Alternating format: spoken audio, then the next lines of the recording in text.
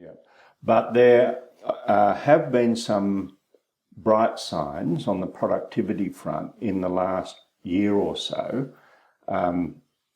And I've looked at what the Reserve Bank thinks about this. When first saw it, productivity growth is actually a kind of a line that goes through very jagged up and down movements. And they didn't know whether it was one of those jagged up and down movements, but it seemed to be hanging in there pretty well until the Reserve Bank actually said, I think this upturn might be the early signs of a longer term improvement. Well, labour productivity growth has increased. Yeah.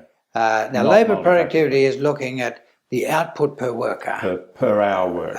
Per hour worked. And you can get improvements in labour productivity either because you become more productive or because you use more capital. Machines, and if you use more capital has a cost. Yeah. So you can't be 100% sure that that's actually sustainably increasing living standards. And indeed, capital productivity has fallen. Yes.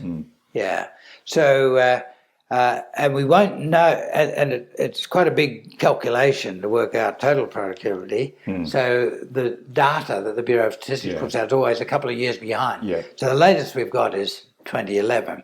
And it would have been not very good around then. No, it's still poor. Now, one of the things I do in one chapter of the book, Dog Days, is dig into these productivity numbers. And it turns out that the negative performance is in just 4 sectors. Mining, where the rate of decline in productivity since about 2003, 2004 is shocking. It's over 8% per annum decline in productivity. Secondly, utilities, of which the big ones are electricity and water. Electricity by far the biggest, but then there are other bits and pieces.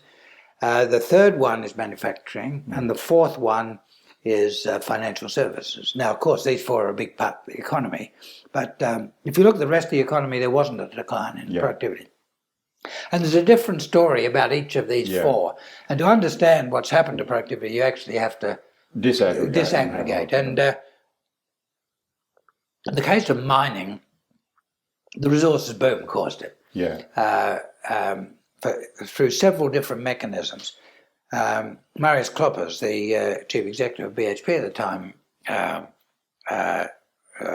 once said to me at the height of the boom, and I was talking about productivity in mining. And he said, well, strategically, in circumstances like this where margins are sky high. Because prices are sky high. And costs are low compared with prices. The profitability of the company is maximised by pushing more out the door. Just get it out of the ground. And so if the costs are 50% higher, well, that's down here. 50% of a low number. And the margin's huge. So in the interests of shareholders, mining companies don't worry too much about costs, and you can see that as being economically rational. Now that turns around when prices start to fall. And we've seen that since 2011. Lots of people sacked from the mining industries because the margins costs become relatively the margins are shrinking. So that's one factor. Another factor is with this big boom we've had in resources, to get the volumes, we've had to bring lower cost deposits into production. Well, you need a lot more labour and capital to produce the same amount of output. And the third factor is, this one's just a statistical one, the way we measure productivity, you look at the amount of capital used in the industry and the output, and you compare the amount of output with capital. But if you're making huge new investments, you're expanding the capital base before you get the output. So if we look ahead, I don't think we have got a problem in mining. No. It'll self-correct. We will have lower productivity than we used to have, but it's not a big problem for the economy. In utilities, we do have a problem, and we've really made a mess of regulating these industries. We make the most elementary mistake in microeconomics. We regulate price in monopolies by giving a guaranteed rate of return. Well, this is you talked about the reform era being a period of mostly textbook economics. Well, this is textbook economics, and this is an example of what you must never do. The sealed section. There's a famous article in the American Economic Review in the early 60s about this, saying what you must never do is regulate the rate of return of a natural... so you're giving a monopolist a guaranteed rate of return. That's right. Because either you'll set the rate of return too low, in which case you get no investment, or you set it too high and you introduce an incentive for wasteful overinvestment. Yeah. You will almost impossible ever to get it right. And that rate of return, I understand, is 8.4%. Effectively in real terms, because the capital base is adjusted for inflation. So if your alternative is investing in US Treasury bonds, you get 0.25, or you can invest in Australian electricity assets and get 8.4. And that's one of the reasons why in the last 5 years, I mentioned the figures in dog days, we've invested about $100 billion in utilities at a time when output has actually declined. The total volume of electricity and water sold to houses and businesses has fallen in that time, but we've spent $100 billion on expanding. Which is way over double the expenditure on the National Broadband Network, but at least you know what you get with the National Broadband Network. Here you get, maybe a couple of hours a year without a power interruption. That's what you're really buying. Yeah, you might save that. So that's a horrible story, but this the good part of it is that we can fix it up. But always when you make a mistake in regulation, someone benefits from it. And so the big problem of reform is taking away some benefit that someone's 8.4% guaranteed rate of return. That does raise carbon pricing in this sense that over the last few years, electricity prices have gone up by about 70%, I believe. 10% of that is carbon pricing. 60% is this so-called gold plating of wires and poles. Why isn't the political system and the public angry about the 60% and are so angry about the 10%? Well, I think that's the cleverness of the politicians who sought to make a case against carbon pricing. And if you don't mind me saying, the dullness of the politicians who had an interest in making the opposite case. And the hard thing to explain is why people in the government were so comfortable about letting those arrangements, which were gouging consumers from 2006 onwards. The new regulatory regime was put in place in 2006. Why people in the government, at first the government that put it in place, and then the Labor government didn't make more an issue of that. That's what has to be explained. It did towards the end and said, that it was going to get an agreement to change this, but exactly that, an agreement with the states.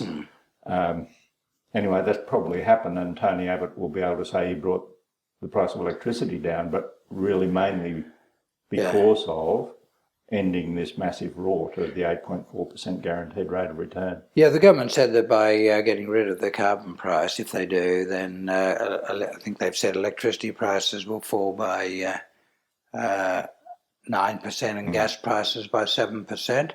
Well, that within the margin of error, that's about right, just looking at this factor alone. But by reforming the regulation of the poles and wires, giving an economically rational rate of return, you'll get two gains from it.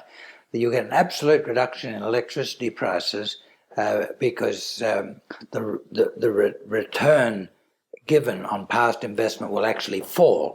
And if the return fell, just for the sake of an example, from 8% to 7%, you would reduce by 1/8, by 12.5%, the cost of that part of your electricity bill, which is transmission and distribution, and that's more than half your electricity bill. So that factor alone would bring down the the carbon price. Even a 1% fall in the rate of return, the electricity price by as much as the carbon price. In addition, you no longer will have the incentive for wasteful overinvestment. So that will reduce the price in pure policy terms, if you really want to get the price of electricity down, you'd go for reform of these regulations because they don't do much good and do a lot of harm, whereas on the carbon pricing, it does some good. Yeah. And the government seems to be concentrating on that. We've got to get rid of this 9%.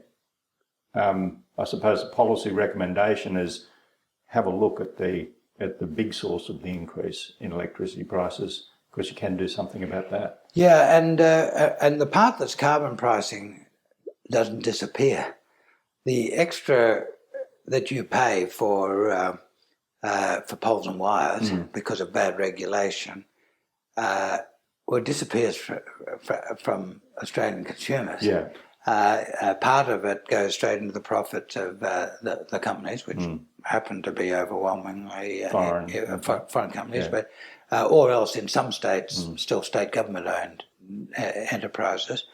But all of that extra that you pay for the overinvestment in poles and wires is just wasted. Just disappears. Whereas the carbon pricing, it goes into government revenue, and that was the basis of the tax cuts that were introduced with the carbon price in 2011. The increase in the tax-free threshold to 18,000, plus some adjustments in Social Security. So that money just doesn't disappear. Now, Mr. Abbott promised to keep the tax cuts. That's exactly what Paul Keating did in his fight with John Hewson over the goods and services tax in '93. John Hewson said, "I'll put a GST on everything, but give you a tax cut." Well, Paul Keating at the time said, "I don't like this GST, but I'll still give you the tax cut."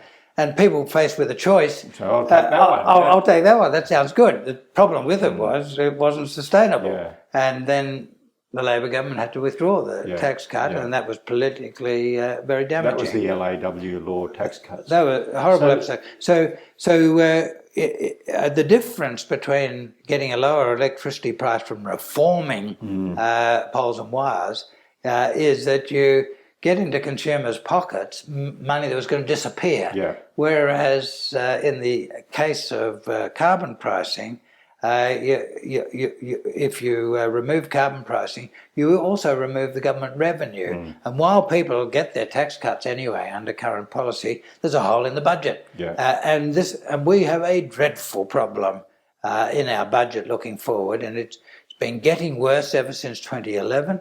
But the worst problem is beyond the 4-year budget estimates, and that's when the big costs of alternatives. I want to explore that with you. So what's coming down the highway at us in terms of the period outside this so-called 4-year forward estimates period, the budget period? Well, while I've called the book Dog Days, and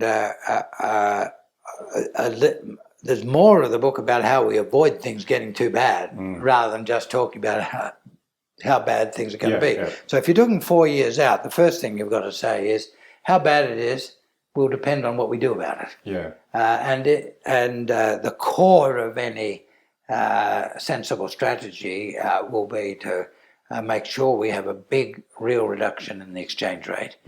If we get that early, and that's easier than that's not as easy as it sounds. So people have got to pull their belts in a bit, because there'll be some price increases result from that. But if we do that right, then there's a reasonable prospect of stopping the decline in employment, stopping the decline in business profits, returning to some economic growth, decent economic growth in this 4-year period. If we do all that, then the budget won't look too bad. It's still got a hard job. But it won't look too bad after the 4 years. But if we don't do that, then there's no reason to think the budget will improve at all. And this lift in the debt ceiling from 300 to 500 billion that the Treasurer is talking about, that won't be enough. He'll be back asking for 700 billion. I thought I'd just explain this fall in the real exchange rate that you're talking about. So the exchange rate that's published compared with the US dollar is the most common comparison, and it's now, 94 cents? 94, yeah. 94 cents. It was $1.03 in when the May budget was brought down, so it's come down.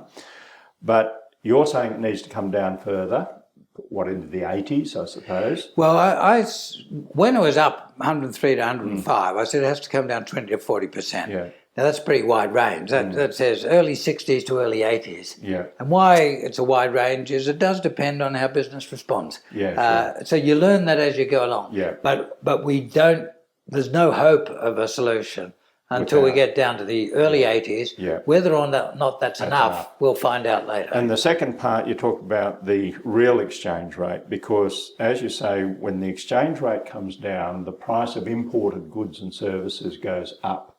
And if we then compensate everyone for those higher prices, then the real exchange rate hasn't fallen. That's right. And that's what determines the competitiveness. That's right, yeah. And so what you're saying is that the general community will need to take a bit of pain and not expect that when the price of computers goes up, or iPads and so on, because they're imported and they go up, that they somehow go to the government and the government says, all right, we'll increase your government payments, your family payments or something.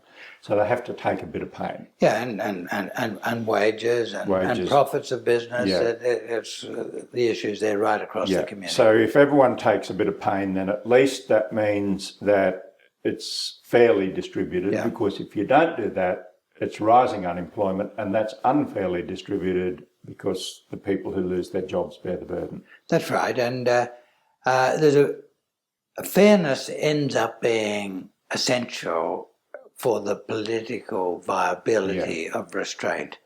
It's really hard to do. After a period of rising incomes and high prosperity, to get the community to pull in its belt a bit. And the only times we've ever been able to get people to agree in our democratic society pulling in their belt is when we've been led by a government that's appealed to a sense of shared sacrifice in the national interest. Yeah. And that means, back in the 30s, after the Premier's plan and after the election of the Lyons government, bondholders took a cut in contractual interest rates, which reduced the burden on other people. Wage earners took a cut. Yeah. Everyone took a cut. In circumstances like today, the more we can shift taxation onto economic rents, the more we can avoid tax reductions to business that don't have any effect in improving economic incentives. But we're going the opposite direction, because I'm deliberately trying not to make this a political discussion about in the party political sense, but there is a tax on economic rent called the mineral resource rent tax, and I did a bit of work on this. There's an enormous volume of deductions that are still in the system, and outside of this 4-year period, those deductions will be exhausted. Yep. But the tax will be gone. Yeah. It's going to be scrapped. So there is a tax that's in right now that would collect a lot of revenue outside this 4-year period, but it won't, because it's going to go. Yeah, and it's really a failure of our political system to only focus on the next 4 years on the budget, when the bigger problems may very well be further out. So we've got the ageing of the population. I think everyone understands that increases the expenditure requirements. It will increase the tax requirement, according to the intergenerational report of the Treasury, by about 4.7% of GDP by the middle of the century. Yeah, which is a big number. So you've got that, we've got the mining tax going, we've got the carbon price going, so that's two. And the carbon price hits the forward budget after the next 4 years in two ways. There was on late line television in the middle of November, there was a chap from Frontier Economics explaining direct action. He said he was an advisor to the government on direct action. I don't know exactly his role, but he was explaining that the government would be able to reach its target of minus 5% by spending a lot of money in years 5 and 6. after the 4-year period. And so suddenly expenditure hugely increases. But also you don't have the revenue from the carbon price. So of all the hits on the budget that are relevant to the budget situation in years 5 and 6, replacement of carbon pricing by direct action is probably the biggest. Yeah. Then there's that paid parental leave scheme, the new paid parental leave scheme. So that's a big new expenditure. At some stage, the private health insurance rebate will be re-extended to everyone. And it gets a bit ugly after. And then there's commitments introduced by the Labor government on National Disability Scheme and increased expenditure on school education. Now, I myself give very high value to the National Disability Scheme, and that has huge community support. I personally would much rather cut a lot of other things to make way for that. But there will be these discussions of priorities. The important thing is that we can't afford to add new things without taking away some old ones. And one of the key sources of revenue, and you may not be fully aware of this, for both the National Disability Insurance Scheme and the school education reforms, the needs-based funding, was to be superannuation changes, which are modest in that 4-year period, but would build up as savings to the budget a lot after that. Well, they're being abolished too. I didn't know about that, but I am really worried about years 5, 6, 7, 8, and at the moment the politics is all about the next 4 years because that's the way budgets have been presented. But next year, year 5 is year 4. Yeah, that's right, and it starts appearing. And it's better for the government to take a long view of things. Otherwise, it'll be facing another election in 3 years' time, and with all these ugly numbers, stretching before it. And you may not agree with this, Craig, but my own view as an Australian is I would love this government to be a successful government. I want every Australian government to be a success. And to be so successful that it keeps on being elected. But that won't happen unless it addresses these problems and fixes up these problems. So it sounds like we're not handling the end of the China boom very well. I will ask though, there had been through the global financial crisis, obviously a lot of Keynesian spending, learning the lessons of the 30s. What's your assessment about the reduction or the slowing in the rate of expenditure after the global financial crisis ended? Well, I think the immediate response of putting a lot of extra expenditure into the system when the crisis hit was right. We avoided recession, avoided a big lift in unemployment, and that makes a big difference. In retrospect, I'd say we kept that stimulus going a year too long. It was quite clear by early 2010 that China had stepped in and did its own stimulus. The China Keynesian expansion was so strong that it lifted us. Now, we tightened up big time from the middle of 2011. That was a year too late.